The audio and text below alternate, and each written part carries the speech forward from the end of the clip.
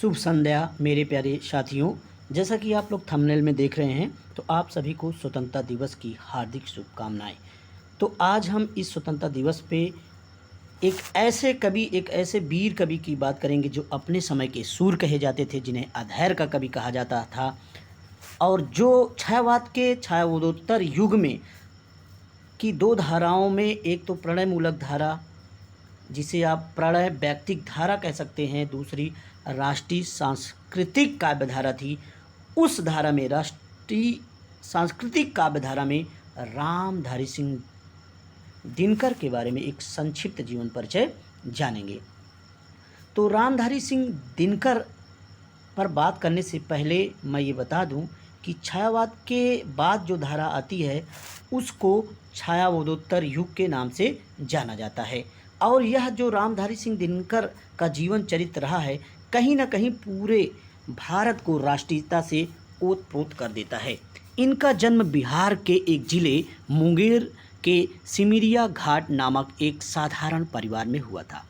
सबसे बड़ी जो इनकी एक उपलब्धि रही है, एक सामान्य परिवार में रहकर भारत को एकता के रूप में इन्होंने पिरोया। ये हाई स्कूल के प्रधानाध्यापक, बिहार सरकार के अधीन सब रजिस्ट्रार, बिहार सरकार के प्रचार विभाग के उपनिदेशक, मुजफ्फरपुर के कॉलेज में हिंदी विभाग अध्यक्ष के रूप में रहे हैं।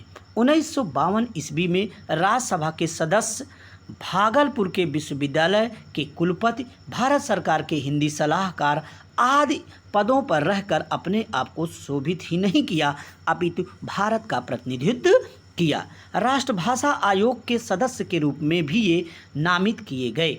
उर्वशी के कारण इन्हें 1972 में ज्ञानपीठ पुरस्कार से नवाजा गया। इनकी एक रचना जो कि बहुत प्रसिद्ध रही है, संस्कृत के 4 अध्याय पर इन्हें साहित्यिक अकादमी पुरस्कार मिला। इनके नामों की अगर चर्चा करें, उपनामों की चर्चा करें, तो इन्हें अधैर्य का कवि कहा जाता है, समय सूर कहा जाता है, आग और राग का कवि भी कहा जाता है। यूजीसी नेट में पूछा गया है। एक बार तो अधैर्य का कवि टीजीटी 2010 में पूछ लिया गया है। मौन और त्याग का कवि इन्हें कहा जाता है, अर्थात मौन त्याग का कवि सिंखानाद जैसे ये जो इनके उपनाम है, काशी प्रसाद जायसवाल ने इन्हें कहा है। ओजस्वी और राष्ट्रीय भावनाओं का कवि कहा जाता है, ओज और पौरुष का कवि कहा जाता है। तो इस तरह से दिनकर ने जो कविता गद्य में अपना प्रारंभ किया, जो अपनी लेखनी चलाई, वो जबलपुर से प्रकाशित होने वाली पाक्षिक पत्रिका छात्र सहोदर से छपी और यहीं से इनके लेखनी जीवन का प्रारंभ हो जाता है। कुरुक्षेत्र के प्रकाशन के बाद दिनकर गंभीर कवि के रूप में पूरे भारत में ही नहीं, पूरे विश्व में अपने आप को स्थापित कर लिया। दिनकर को यद्यपि लोकप्रियता हुंकार के कारण मिली, लेकिन अगर बात कहें तो इनकी शुरुआत कुरुक्षेत्र से हो जाती है। इनके काव्य संग्रह की अगर बात करें मेरे प्यारे बच्चों, अगर इनके काव्य संग्रह की बात करें तो प्राणभंग, जो कि 1930 में इनका प्रथम काव्य संग्रह कह सकते हैं या एक प्रबंध काव्य कह सकते हैं।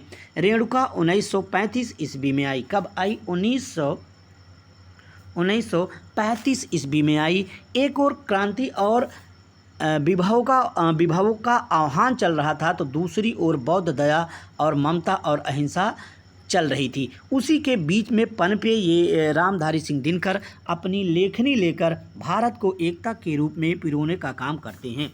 दूसरी इनकी रचना आती है हुंकार, जो कि 1938 में लिखी गई। दिनकर को लोकप्रियता हुंकार के कारण मिली। अगर पूछ लिया जाए कि दिनकर की जो इनकी लोकप्रियता थी वो किस रचना के कारण हुई मेरे प्यारे बच्चों, तो आप हुंकार कह सकते हैं। कहीं कहीं इनका सन 1940 इस रचना का मिलता है, कहीं कहीं काव्य संग्रह का 1938 मिलता है। इस तरह से अगर आप बात करें, हुंकार हो गया। फिर इनकी रचना आती है रसवंती। यह एक सिंगारिक रचना है। रसवंती कैसी रचना है? इनकी सिंगारिक रचना है। रसवंती इनकी एक क्या है? सिंगारिक रचना है मेरे प्यारे बच्चों। द्वंद्व गीत आता है 1940, जिसमें जीवन जगत के संबंधी रहस्यों को उभारा गया है। और सबसे मोस्ट इम्पॉर्टेंट जो अन्य परीक्षाओं में लगी है, जिसका नाम है कुरुक्षेत्र। क्या नाम है? कुरुक्षेत्र नाम है। यह 1946 ईस्वी में लिखा गया इनका एक ऐसा काव्य जो पूरे भारत को एक संदेश के रूप में जाना जाता है और वहीं से दिनकर को गंभीर कवि के रूप में स्थापित कर देता है। यह द्वितीय विश्व युद्ध की विभीषिका से प्रेरित होकर लिखा गया मूलतः भारत के भीष्म युधिष्ठिर संवाद पर आधारित है, जिसमें युद्ध पर विचार किया गया है। इसे आधुनिक युग का गीता कहा जाता है। वीडियो बहुत संक्षिप्त पढ़ाना है, ज़्यादा लंबा नहीं करना है। रस्म सामधेनी, इसमें कलयुग विजय की कविताओं को वर्णित किया गया है। अगली रचना है इनकी रस्मरथी। कौन सी रचना है मेरे प्यारे बच्चों? रस्मरथी है। यह एक प्रबंध काव्य है। यह कर्ण के जीवन पर आधारित महाकाव्य है। कई बार परीक्षाओं में पूछ लेता है रस्मरथी किस पे आधारित है? कर्ण पर आधारित है। कैसा काव्य है? प्रबंध काव्य है। ये एक आधारित महाकाव्य है। देखिए, कहीं कहीं प्रबंध काव्य मिलता है तो कहीं कहीं महाकाव्य मिलता है। इस तरह से आप अगर देखें तो इनकी रचना नील कुसुम भी है। क्या है? नील कुसुम भी है। और एक रचना है उर्वशी, जिस पर मैंने बताया कि इन्हें साहित्य अकादमी पुरस्कार मिला है। क्या मिला है मेरे प्यारे बच्चों? 1972 ईस्वी में साहित्य अकादमी पुरस्कार मिला है। और यह रचना 1961 में रची गई। 1961 में रची गई यह एक प्रबंध काव्य है। इसे गीत नाट्य भी कहा जाता है। क्या कहा जाता है मेरे प्यारे बच्चों? इसे गीत नाट्य भी कहा जाता है। कथा का 5 अंकों में विभाजन तथा कथोपकथन की पद्धति के कारण नाट्य की स्थूल संज्ञा दी जाती है।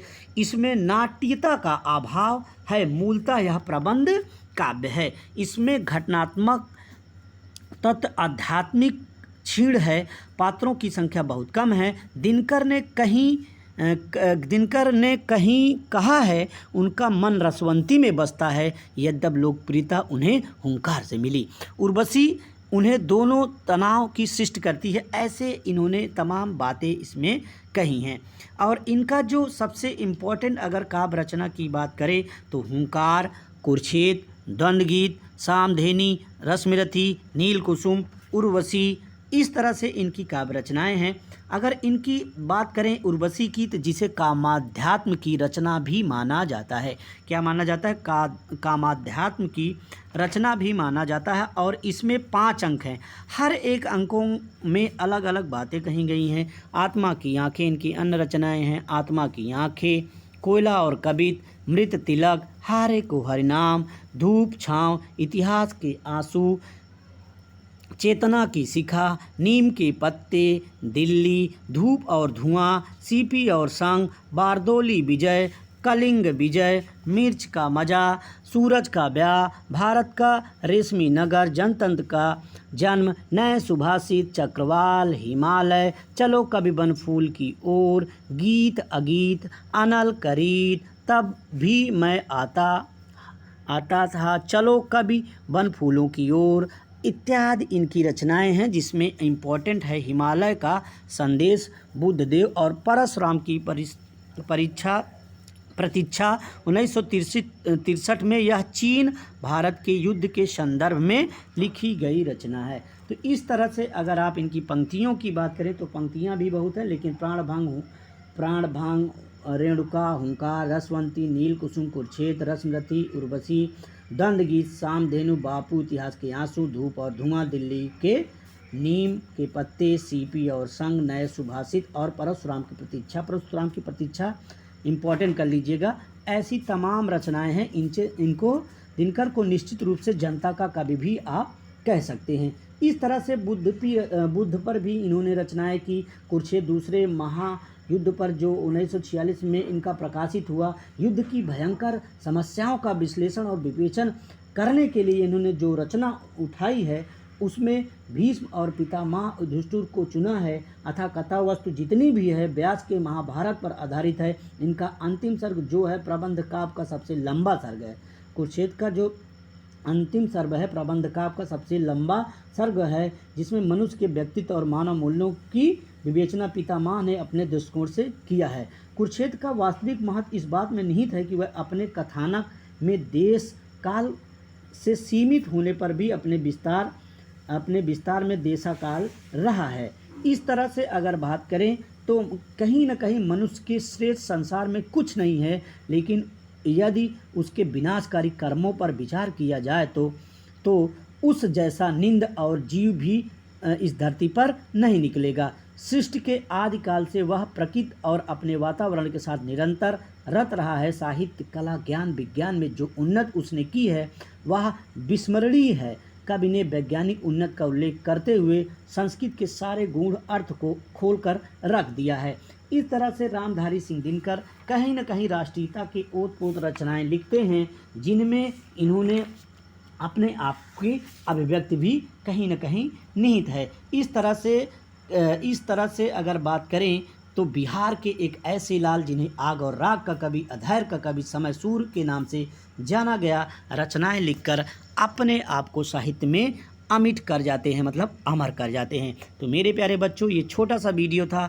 जब हमको समय मिलेगा आपको प्रत्येक दिन या हफ्ते में एक वीडियो एक कवि के बारे में मिलता रहेगा। तो आप लोग कमेंट करके बताइएगा क्या आपको और चाहिए। जो भी सुझाव हो प्लीज़ आप कमेंट करिएगा। तो इस तरह से स्वतंत्रता दिवस की आपको ढेर सारी शुभकामनाएं। मेरे चैनल को अच्छा लगे तो ज़रूर सब्सक्राइब करिएगा। बहुत बहुत धन्यवाद आप लोगों का, इतना कीमती समय दिया, धन्यवाद।